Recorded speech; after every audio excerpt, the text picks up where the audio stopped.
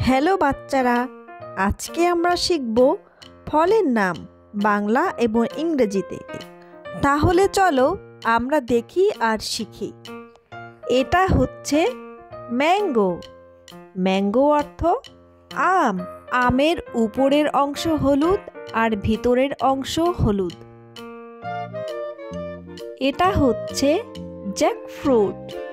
Jackfruit অর্থ কাঁঠাল। কাঁঠালের উপরের অংশ হলুদ, ভেতরের অংশ হলুদ। এটা হচ্ছে ব্যানানা। ব্যানানা অর্থ কলা। কলার উপরের অংশ হলুদ আর ভেতরের অংশ সাদা। এটা হচ্ছে অ্যাপল। অ্যাপল অর্থ আপেল। আপেলের উপরের অংশ লাল আর ভেতরের অংশ সাদা। এটা হচ্ছে লিচি। লিচি অর্থ লিচু।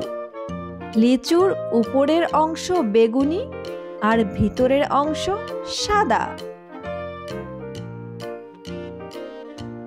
এটা হচ্ছে পমিগ্রানেট। পমিগ্রানেট অর্থ ডালিম। ডালিমের উপরের অংশ লাল, ভেতরের অংশও লাল। এটা হচ্ছে অরেঞ্জ। অরেঞ্জ অর্থ কমলা। কমলার ভিতরের অংশ হলুদ আর বাহিরের অংশ হলুদ। এটা হচ্ছে ড্রাগন। ড্রাগন অর্থ ড্রাগন। ড্রাগনের উপরের অংশ লাল, ভিতরের অংশ সাদা। এটা হচ্ছে পাপায়া। পাপায়া অর্থ পেঁপে। পেঁপের উপরের অংশ সবুজ আর ভিতরের অংশ হলুদ।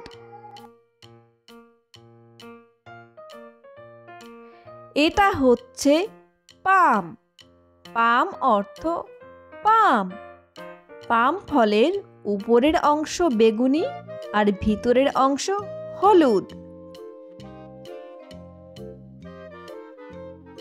এটা হচ্ছে গুয়াভা। গুয়াভা অর্থ পেয়ারা। পেয়ারার উপরের অংশ সবুজ আর ভিতরের অংশ সাদা।